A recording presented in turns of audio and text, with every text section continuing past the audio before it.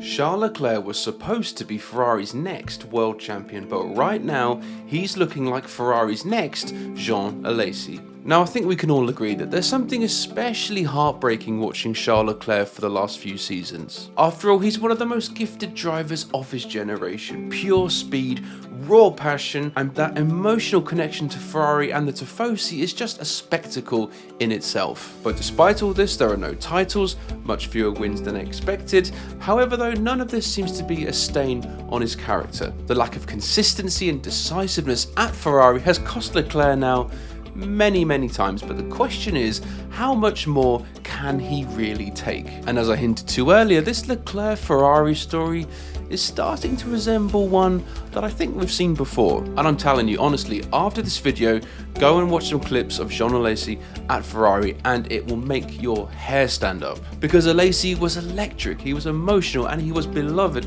by the Tifosi. And he was everything that I said Leclerc was a few moments ago. One of the most gifted drivers of his generation, pure speed, raw passion, and that emotional connection to Ferrari and of course the Tifosi. And also as well, the F1 fans to boot. Sadly though, he became a symbol of the Ferrari wilderness years in the 90s. A great talent swallowed up by a team that couldn't match his ambition and talent. And this is where it starts to become slightly concerning, because unless Leclerc takes charge of his future and makes a decision pretty soon, I wonder if he could end up going the same direction. You know, a brilliant talent wasted by Ferrari's chaos and eventually chewed up and spat out a far lesser driver. After all, looking back at Leclerc's 2025 season so far, it's a real reminder that raw talent alone simply isn't enough. The Ferrari SF25 is quick in flashes, but it's inconsistent. Although Leclerc appears to be handling it better than Hamilton,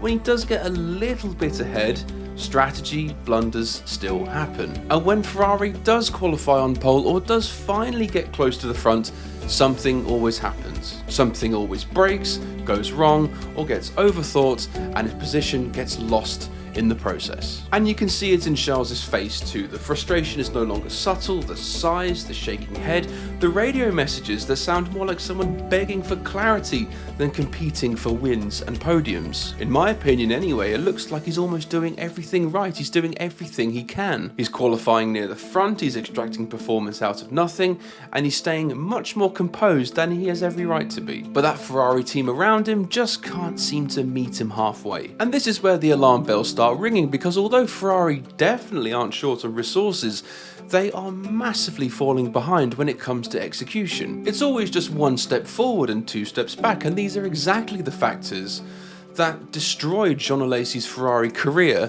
in the early 90s. Alesi was Ferrari's golden hope 3 decades ago. He was charismatic, emotional, fast, and completely devoted to that red car. He even turned down a Williams drive for 1991, believing that Ferrari was the promised land. And year after year he stayed loyal, whilst there were potentially other drives out there, whilst Ferrari lurched from failure to failure. Honestly, there are some brilliant drives that were just wasted by mechanical failures, bad strategic calls. Honestly, the amount of times the car just broke down on him whilst he was leading a race was horrendous. And by the time he finally left Ferrari, the window had closed. He had unfortunately missed his shot. One win. That's all Jean Alesi had to show for all those years of passion and heartbreak. And Charles Leclerc, whether he realizes it or not, I fear is wandering down the same path. He has a very similar emotional DNA, that same unquestioning love for Ferrari, but also that same level of vulnerability. You know, he might want this so badly that he might be blind to how fast time is actually moving. You know, when he joined Ferrari in 2019, you know, that's quite a long time ago now, and not much has happened for him since. Especially when you consider the likes of Lando Norris, Oscar Piastri, or maybe to a lesser extent, George Russell. And whilst he's waiting for Ferrari to become great again, the sports, the driver market, and that general conveyor belt of talent could just move on without him. And to be honest, Leclerc is now in that weird and dangerous middle stage of his career where he's no longer the up-and-coming prodigy and also not yet a proven champion. And it's in this window where drivers normally make that great leap, or perhaps get left behind. I mean, the only way I can really describe it is that it feels like Leclerc is kind of stuck in this weird waiting room, if you like. It seems like he's too loyal to leave, but he's also too talented to sit around waiting for something to happen at Ferrari. You know, if Ferrari were clearly moving forwards like McLaren have been over the last few years, if there was real progress, you'd say, yeah, fine, stick with it, see where it goes. But what have we really seen so far? Small steps forward by the same old collapses and frustration under pressure. And in my opinion, and you may kill me for this, but he's still driving for a Ferrari team that really doesn't know how to properly win week after week. You know, those Michael Schumacher domination years are a long time ago now, where many of those key staff have now moved on. And that's the hardest truth, because Leclerc deserves to be fighting for world championships and not trying to hide Ferrari's mistakes through damage limitation. Now, to be fair, I did say that Leclerc isn't doing anything wrong, but perhaps it's not all Ferrari's fault. I do wonder though if Leclerc's emotional nature might sometimes make things worse than they are actually appearing. If you really pushed it, you could say that he gets caught up in frustration and occasionally adds pressure which the team doesn't need and doesn't really handle very well, especially with all the stuff going on with Lewis Hamilton on the other side of the garage. But you know what, that's who he is. He's passionate, he's intense, he's transparent, and in the right environment, you know, that is a strength. Maybe not so at Ferrari though. Imagine what he would be like potentially in a team like Red Bull or Mercedes, where the structure is tight and logical and decisions are clean. I mean, I have no doubt he might thrive in an environment such as that. But at Ferrari, it's just too emotional. It's emotion versus emotion, and every small problem just seems to get amplified. And like Alesi, I sense that Leclerc risks becoming defined not by what he achieved at Ferrari, but what he went through.